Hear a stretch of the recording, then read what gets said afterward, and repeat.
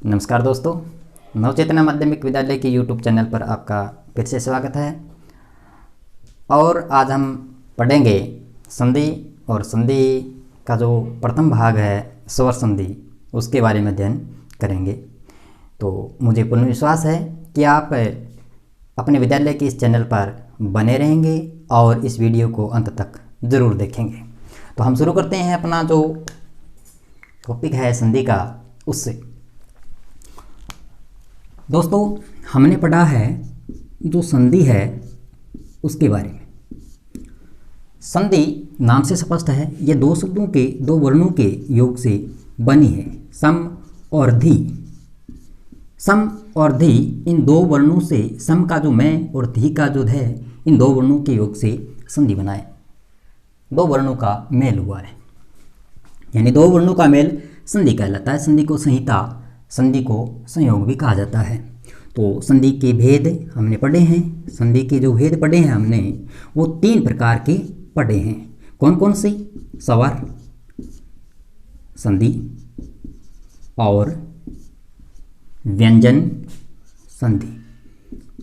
स्वर संधि, व्यंजन संधि, और जो तीसरा भेद हमने पढ़ा वह है विसर्ग संधि। संधि के जो भेद हम पढ़ेंगे, स्वर संधि, व्यंजन संधि और विसर्ग संधि। हम पढ़ रहे थे स्वर संधि को। स्वर संधि किसे कहते हैं और उसके कितने भेद होते हैं, यह हम पढ़ रहे थे। स्वर संधि बात हम करते हैं स्वर संधि की। तो स्वर संधि की परिभाषा क्या है कि स्वर के साथ स्वर का मिलाप होता है। स्वर वर्ण के साथ स्वर का जो मिलाप होता है, मेल होता है, उसे ही हम स्वर संधि कहेंगे। यानी स्वर के साथ स्वर का जो मेल होगा, मिलाप होगा, परिवर्तन होगा, वह स्वर संधि कहलाएगी। तो स्वर संधि के हम भेद पढ़ रहे थे। भेद या उनको प्रकार भी हम कह सकते हैं। तो स्वर संधि के मुख्य रूप से 5 भेद माने गए हैं। उनके बारे में जो पहला हम भेद पढ़ रहे थे, दीर्घ स्वर संधि का। दीर्घ स्वर संधि। उनके बाद गुण स्वर संधि। 3 नंबर पे वृद्धि स्वर संधि। 4 नंबर पे हम पढ़ेंगे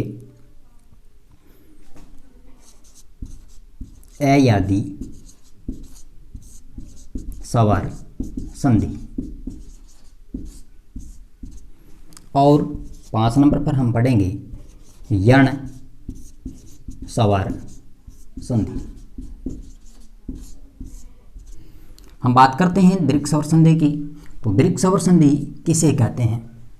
दीर्घ स्वर संधि है क्या? इनके नाम से ही स्पष्ट होता है, स्वर होगा वह दीर्घ होगा। तो स्वर की बात हम करते हैं। स्वर जो 11 होते हैं, इनमें स्वर का ही मेल होगा। स्वर संधि के अंदर जो धन का निशान है, जोड़ का निशान है, उनके दोनों तरफ स्वर होगा, तो हमें पता चलेगा कि यह स्वर संधि है। अगर इसके बाद जो धन का निशान है, उसके एक तरफ अगर व्यंजन है तो वह व्यंजन संधि होगी, और अगर धन का निशान है उससे पहले अगर विसर्ग है तो वह विसर्ग संधि है। तो पहचान तो बिल्कुल आसान सी है कि यह स्वर संधि है, यह व्यंजन संधि है, या यह विसर्ग संधि है। तो हम पढ़ रहे हैं दीर्घ स्वर संधि को। दीर्घ स्वर संधि किसे कहते हैं? तो दीर्घ स्वर संधि की परिभाषा वैसे इसके नाम से ही है कि स्वर है वह क्या बनेगा? दीर्घ बनेगा। स्वर दीर्घ बनेगा। तो दीर्घ बनेगा कब? जब ह्रस्व स्वर आएगा, ह्रस्व स्वर, और उसके बाद दीर्घ स्वर, या फिर दीर्घ स्वर और उसके बाद ह्रस्व स्वर होंगे, दोनों समान। तो इनकी परिभाषा क्या है कि जब दो समान स्वर, जब दो समान स्वर मिलता है और वह दीर्घ स्वर बनता है। जब दो समान स्वर मिलता है और दीर्घ स्वर बनता है, दीर्घ स्वर बनता है, तो वह दीर्घ स्वर संधि कहलाएगी। परिभाषा बिल्कुल आसान है कि दीर्घ संधि किसे कहते हैं। स्वर के साथ जो स्वर का मेल होगा वह स्वर संधि होगी। और ह्रस्व स्वर या दीर्घ स्वर, ह्रस्व स्वर कौन कौन से हैं? ए, ई और उ। ए, ई, उ ये ह्रस्व स्वर है, यानी ये छोटे स्वर है, छोटे स्वर है। और उनके बाद बड़े स्वर है। ए के बाद जो बड़ा स्वर है वह आ है, और ए के बाद समान जो स्वर है बड़ा स्वर वह बड़ी ई है, और उ के बाद, छोटे उ के बाद जो हम बड़ा उ कहते हैं यह दीर्घ स्वर है। यानी इन ह्रस्व स्वर के बाद अगर दीर्घ स्वर आए, अगर ह्रस्व स्वर के बाद अगर दीर्घ स्वर आए, या फिर दीर्घ स्वर के बाद ह्रस्व स्वर आए ए के बाद आ या आ के बाद ए, दीर्घ स्वर संधि कब बनेगी? जब ए और उसके बाद अगर ए हो, ए और उसके बाद अगर ए हो तो उनका दीर्घ बनेगा, आ बनेगा। यानी दोनों तरफ समान स्वर होगा तभी आ बनेगा। अगर पहले आ हो, दीर्घ स्वर हो, और उसके बाद उनका ह्रस्व छोटा यानी ए जो ह्रस्व स्वर है वह हो, तो भी इनका आ ही बनेगा। और इसी प्रकार अगर दीर्घ स्वर हो और उसके बाद अगर दीर्घ स्वर हो, आ के बाद अगर आ हो तो भी आ ही बनेगा। इसी प्रकार अगर पहले ए हो और उसके बाद अगर आ हो तो आ ही बनेगा। ये चारों दीर्घ है। आ इनमें दीर्घ है, इनमें जो आ है ये भी दोनों दीर्घ है, तो दीर्घ ही बनेगा। और इसमें जो बड़ा है आ जो दीर्घ है यह इनका आ ही बनेगा। तो इनकी संधि जो परिभाषा है, इनके नाम से ही स्पष्ट है कि दीर्घ स्वर संधि किसे कहते हैं। यानी जब दो समान स्वर, चाहे वह ह्रस्व हो या दीर्घ हो, जब दो समान स्वर मिलकर के बड़ा स्वर बनेगा वह दीर्घ स्वर संधि कहलाएगी। जैसे हम उदाहरण लेते हैं, पर धन का निशान, जिसे हम जोड़ का निशान, प्लस का निशान भी कह सकते हैं। पर प्लस या धन का निशान अधीन, पर प्लस अधीन। पर जो शब्द है उस पर के जो रे में ध्वनि है ए की, और उसके बाद जो अगला शब्द है अधीन, अधीन का जो प्रथम वर्ण है जो ए है, यानी पर का अंतिम वर्ण ए और अधीन का प्रथम वर्ण ए, इन दोनों के मेल से जो परिवर्तन हुआ आ का, यानी ए और ए ये दोनों मिलकर के बनेंगे आ, तो बनेगा पर रे हलंत, और उसके बाद अधीन का धीन। वर्ण सम्मेलन करेंगे इनको अगर हम मिलाएंगे तो पर, पै और रे जो हलंत है इनमें आ की मात्रा लगेगी रा, और आगे होगा धीन। इस प्रकार बनेगा पराधीन। तो दीर्घ संधि की बिल्कुल आसान सी परिभाषा यह है। दीर्घ स्वर संधि की परिभाषा पहचान बहुत ही आसान है। हम आसानी से इसको देख करके पहचान सकते हैं कि यह दीर्घ स्वर संधि है। कैसे? हम देखेंगे दीर्घ संधि के अंदर जो वर्ण होगा, शब्द होगा, उसके बीच में, यानी जब संधि का अर्थ क्या है? संयोग होगा, मिलान या फिर संहिता। कहाँ होगा? बीच में। जैसे हम कोई शब्द देखते हैं, हिमालय है, हिमालय, हिमालय, हिमालय, यानी बीच का वर्ण देखते हैं माँ, तो विच्छेद करते हैं। हिम मैं में जो आ है इनको अलग किया, और आगे लय, और ये हिम आ लय। आ को हम अलग अलग करेंगे तो इनका दो होगा। हिम आ कब बनेगा? ए का और ए का, और बनेगा ए का और आ का। ए का और आ का और ए, आ और आ। तो हम इससे पहले लिखेंगे ए और आ, इनको मिलाएंगे तो बनेगा हिम और आलय। लय, लय से पहले हम अगर ए लिखें, यह जो ए है इनमें मिलाएं तो ये मैं पूरा हुआ, हलंत नहीं हुआ। और उसके बाद अगर हम ए यहाँ लिखें तो यह बनेगा अलय, इसका कोई अर्थ नहीं है। तो हम ए नहीं लिखेंगे, उससे पहले हम आ लिखेंगे। जैसे हिम प्लस आलय तो यह बनेगा हिमालय। इसी प्रकार हम पहचान कैसे करें कि यह दीर्घ स्वर संधि है, तो इसी प्रकार से जैसे अगर बीच में आ की मात्रा हो, बड़ी ई की मात्रा हो या फिर बड़े ऊ की मात्रा हो, तो हम उनको देखते ही पहचान जाएंगे कि यह दीर्घ स्वर संधि है। इसकी पहचान क्या है?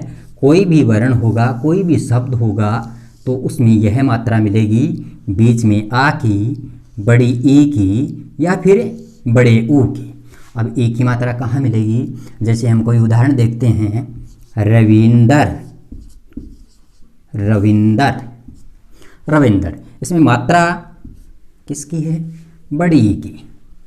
तो ये बड़ी ई की मात्रा है, यानी मात्रा दीर्घ स्वर की है, तो यह दीर्घ स्वर संधि है।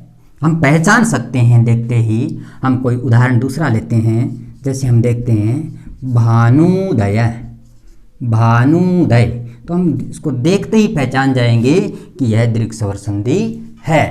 हम स्वर संधि में जो दीर्घ संधि पढ़ रहे हैं, इनको ये मात्रा अगर बीच में है उसको हम देख करके ही पहचान सकते हैं कि यह दीर्घ स्वर संधि है। तो दीर्घ स्वर संधि में बनते हैं ए और ए, ये तो आपको बता ही दिया, बनेगा आ। और इसी प्रकार से जो मात्रा ई की लगेगी वो लगेगी हस्व ई, और उसके बाद अगर हस्व ई हो तो इनसे बड़ी ई बनेगी। इसी प्रकार अगर पहले छोटी ई हो, हस्व ई हो और उसके बाद अगर बड़ी ई हो तो इसकी दीर्घ ई बन जाएगी। यानी जब दो समान स्वर मिलकर के बड़ा स्वर बनता है वह दीर्घ स्वर संधि कहलाती है। जैसे हम इस उदाहरण को देखते हैं, रवि और उसके बाद धन का निशान, जोड़ का निशान हम कह सकते हैं उसको, उसके बाद इंदर, रवि प्लस जोड़ का निशान इंदर। तो रवि के अंदर मात्रा है छोटी ई की, रवि के अंदर जो मात्रा लगी है वह छोटी ई की है, और उसके बाद इंदर की भी मात्रा छोटी ई की ही है। तो ई और ई ये दोनों समान स्वर मिलकर के बन गया बड़ा स्वर। ई और ई ये दोनों समान स्वर है, दोनों समान स्वर मिलकर के बना बड़ा स्वर। तो बच गया हमारा शेष रव, छोटी की मात्रा, और आगे बचा नंदर। तो यह वर्ण सम्मेलन करने पर क्या बना? रे वी की मात्रा बड़ी और इंदर, यह बना रविंदर। इसी प्रकार हम कोई और दूसरा उदाहरण देखते हैं, जैसे रजनीश, रजनीश। हम अपना दूसरा उदाहरण देखते हैं। यह तो हुआ कि रवि और इंदर इनको वर्ण सम्मेलन करने पर, संधि करने पर यह बनेगा रविंदर। इसी प्रकार अगर हमारी परीक्षा में आ जाए रजनीश, इनका संधि विच्छेद क्या होगा और संधि कौन सी है, तो हम इनमें देखते हैं कि बीच में मात्रा किसकी है? बड़ी ई की है। किसकी है? बड़ी ई की मात्रा है। तो बड़ी ई की मात्रा को देखते ही हम पहचान जाएंगे कि यह दीर्घ स्वर संधि है। तो इनका हम विच्छेद करेंगे, टुकड़ा करेंगे, इनको अलग अलग करेंगे, तब कैसे होगा? इनको हम अलग अलग करते हैं। रजन ने में जो मात्रा है वह बड़ी ई की है और आगे है स। अब रजन और बड़ी की मात्रा आगे स। तो बड़ी ई कहाँ बनेगी, कब बनेगी? हम इनका अगर विच्छेद करें तो कैसे करेंगे? ई कब बनेगी? जब छोटी ई हो, छोटी ई हो, यानी दोनों तरफ छोटी ई हो, या फिर इधर बड़ी ई हो, या फिर इधर बड़ी ई हो, या दोनों तरफ छोटी बड़ी, यानी दोनों तरफ समान स्वर होगा। तो हम इनको मात्रा लगाएंगे। ये जो दो मात्रा है, इन दोनों मात्राओं में से इनमें इनका संयोजन करेंगे और ये जो ई है या बड़ी ई है यह इनसे पहले लिखेंगे। तो यह बनेगा रज, और नए में जो ई की मात्रा लगाई हमने बड़ी ई की तो बना रजनी, और उसका अर्थ क्या है? रात्रि। और आगे जो हमारा स है इससे पहले हम ई को जोड़ेंगे तो यह हुआ इस, और इनका कोई अर्थ नहीं तो इनको हम मात्रा को हम बड़ी करेंगे, यह बनेगा ईश। ईश का मतलब भगवान, प्रभु। रजनी प्लस ईश, तो इस प्रकार हमारा जो संधि विच्छेद होगा यह बनेगा रजनी और ईश। इस प्रकार हम देखते ही पहचान जाएंगे कि यह दीर्घ स्वर संधि है। इसी प्रकार हम एक दूसरा उदाहरण देखते हैं, जैसे वधु और उसके बाद उत्सव। वधु उत्सव, वधु उत्सव। ये तो अपना जो अलग है, उसके बाद जैसे पहले छोटा ऊ आएगा, उसके बाद छोटा ऊ आएगा तो बनेगा बड़ा ऊ, और पहले अगर बड़ा ऊ हो उसके बाद अगर छोटा ऊ हो तो फिर बड़ा ऊ बनेगा।